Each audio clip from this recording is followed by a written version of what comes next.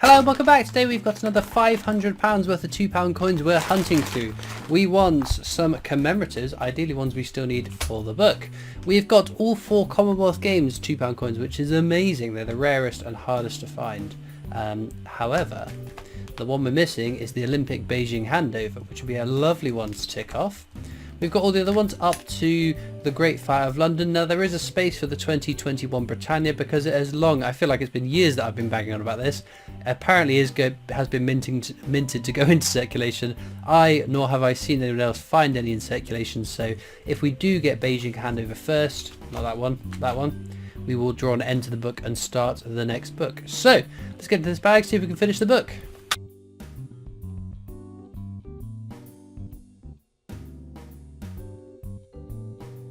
Okay then, first bag.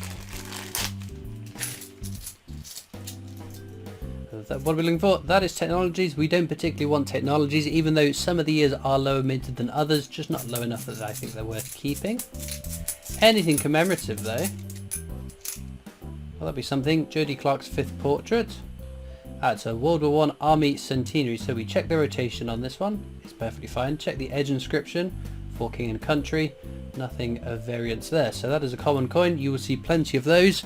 As usual, there are counters which pop up for some of the coins, some of the common, some uncommon coins, out of interest to see how many we find over the course of filling the book. Like this one here, which is one of a 3-part coin set, Shakespeare. So this is Shakespeare Histories, the more common of the 3. We will of course check the edge inscription, the hollow crown. I checked the edge inscriptions on all of the 2016 £2 coins, purely because so many edge inscription errors seem to be coming up out of the woodworks that I would love to be able to find an edge inscription error that hasn't been found before. Naturally, at the end of the video, I'll go through all of the commemoratives and check their edge inscriptions to see if there's anything else that is a little bit wrong that shouldn't be. Oh dear, that wasn't too good, was it? But that will be good. So, I think this video goes up before I go to the Royal Mint. I'm going to the Royal Mint on the weekend of the 11th. On the 11th and 12th, the Saturday, Sunday, midday both tours. If you want to come along and say hi, I'll be there. A whole bunch of coin tubers will be there, and I think a whole bunch of viewers are going to be there because people have already messaged me to say they'll see me there, which is great fun. Right, this can be something again. Oh, it's another Shakespeare's Histories. Very nice. Hollow crown. Still a smidge over face value. So obviously, face value one's only worth worth £2 at the top row. Over face value down at the bottom. Of course, even ones in the top row, you may be able to sell them for over face value because and if you look on eBay at ones that are sold, you will. Ooh, very nice. This is the 3rd of the Shakespeare coins, the scarcest of the 3 Shakespeare comedies. Check the edge description, should be all the world's a stage. He says as he sneezes, apologies. All the world's a stage, that is as it should be. So no edge inscription error there. That's all done. So yes, you will obviously find even the most common coins will sell for over face value because there are collectors that can't get their hands on it, can't find it in their change. It's one of a few coins they want to fill up a collection, or they live abroad and they don't have access to UK coinage, so they're happy to pay a little bit of a premium even for the face value coins. So although they are face value and I take them straight back to the bank to cash them in, of course they may be a smidge of value. But the ones at the bottom row are ones that are definitely over face value and in my mind worth keeping. Right, that is the Act of Union. It's another fairly common coin which you should see plenty of. And that one is another fairly common one, the Wireless Transmission Marconi. Now the rumour has it, I've been bringing this up since it feels like the start of the year. 25 years of the bimetallic £2 coin. The anniversary was this year and we were promised some restruck coins like with the 50p's back in 2019. That's another Army Centenary. King and Country, that's all fine. Oh, that's another one we haven't had today. It is again a common coin, Trinity House. We'll pop that on the top row. Okay then, what was I saying? 25 years of the £2 coin. So a bunch of the older designs were set to be restruck, put into sets for collectors to buy. And as the year has gone by, month after month has disappeared. They've not been released. So there was some cause of concern. Are they going to be made with the death of the Queen obviously impacting on the Royal Mint's production capabilities in terms of that's a humongous series of coins that they are releasing in that memorial set to come out. Will anything get scrapped? And I had fears that the 25 years of the £2 coin sets might be scrapped, but rumour has it, this is not through my employment that I've learnt it, it's purely whispers and rumours online, that set will be out soonish. Again, I don't have the exact date, I'm looking forward to it though. Okay, not Great Fire, Guy Fawkes. Gunpowder Plot, very, very common coin. So yeah, that coin will be out, sorry, those sets potentially will be out. Again, this is all hearsay and rumours I am quoting from. Which will then give us a whole host of other designs to check for restrikes. Like we do with the 50p coin hunts, checking for the 2019 dated ones, we'll have some to check for even the more common designs to check for 2022 ones. Now obviously, they aren't going to be in circulation from the moment that set comes out, because the only way they will filter into circulation is if someone takes that set, breaks it up, pays some or all of them into circulation.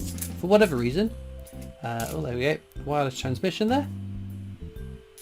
There's lots of people blame NIFC coins being in circulation for the worst case scenario. Someone's stolen a collection and has spent it, or somebody's down on their luck, doesn't have any money and has decided to spend some of their commemorative coins.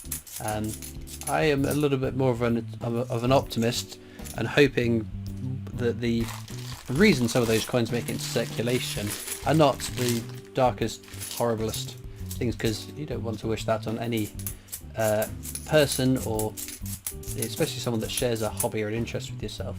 Okay, another Shakespeare's Histories. Crown is fine. Oh, there is another Army Centenary. No rotation error, no age inscription error, that can live on the top row. So what's the best case scenario that an NIFC coin has gone into circulation that doesn't cause harm or loss to someone in the way that stealing a collection or being hard up because the times are very tough at the moment? There's another one, that's fine. King and Country, that's fine. So one way that I can think of, in fact the one way that I have almost experience with, is someone buys someone a coin set, a coin collection, gifts them some coins. There we go. Abolition of the slave trade, some scratch marks on that though. Oh dear. So someone is gifted or inherits a collection of coins. I will get to the point eventually. VE Day anniversary, very, very common. You find tons of those.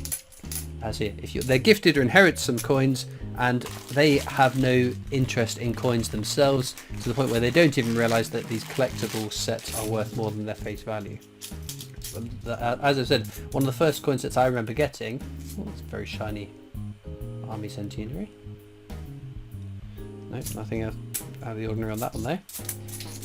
The first coin set I was given by my father was the year 2000 annual coin set, the definitive ones. It's a set I still own to this day, and he bought one for myself, one for my brother at the Millennium Dome, which it was the Millennium Dome, it's now the O2 Arena, isn't it? Sound like some old curmudgeon. I don't know what things are called. That's Brunel's Achievements, the arches at Paddington Station, again very common. So my brother, they were kept away from us because we were only young. I would have only been 8, my brother would have been 6 at the time, and he wanted to get his hands on it because he wanted to break them out and spend those coins, because he had no concept of collectability. Nor did I at that point really, but I thought it was quite cool to have all those coins in those shiny new what I now know is brilliant uncirculated quality. So I wouldn't have spent it, but he would have merrily busted that set open and spent it. Thankfully it was kept from him until he was at an age where he valued it might have some collector's value. Trinity House there again. Ironically, he actually gave me that set of coins because he was, I think when he moved or was clearing some of his clutter, he decided he didn't want the coins, so he gave them to me, which is very kind of him. Right, We'll do an edge hunt. We don't. Sometimes I've been forgetting to do this. £2 coins, the last coins in circulation with an edge inscription. Standing on the shoulders of giants is an Isaac Newton quote that's on the Technologies £2 coin, and I think it's just the one at the bottom. Is a man. Piece of work as a man will be Shakespeare's tragedies. There we go. We've got all 3 Shakespeares in one hunt. Very, very nice. In fact, they are. Put your teeth back in, Gusper. Reboot and refresh. They are our only coins over face value. So far, we've still got 2 bags to go. So you never know what kind of treasure awaits us in these last bags of the hunt. Not a disastrous hunt. To find a bunch of Shakespeares I'm more than happy with. Especially comedies. The more comedies the better, because obviously they are rarer, so that's quite exciting. But in my wider collection, because obviously I keep all of these ones down here, I have got quite a lot of the Shakespeare histories, a fair few tragedies, and very few comedies. So this last year I have been fortunate enough to add quite a few comedies. Oh, look at that. Put that one to the front to my collection. So the next time I do a whole collection video, probably around next February, around the 5th anniversary of Christopher Collects, at that point you will see the impact that it's made on my collection. Right, Shakespeare tragedies. First coin in the last bag is a man. No edge inscription error, that's fine. As usual, links are in the description to my coin collecting Discord server if you'd like to come and join that. Also links to my other social medias, Facebook, Instagram, Twitter, TikTok, the new PO Box address, and of course the Britannia Coin Company who I work for, making videos for them, so please do check those videos out too. As promised, I'm going to check the edge inscriptions and rotations for these. Rotations and double dies and all sorts of things on the Definitives too. Well, this is why we check it. Have a look at this one. 2010, technology is a bit grubby. Now, how close can we get before I lose focus? Because you really need to pay attention to see what I'm going to show you on this one. Look at the wording to the left. Now, it's a bit obscured because it is grubby, but you can see it around the ELIZA more prominently because it's a bit cleaner.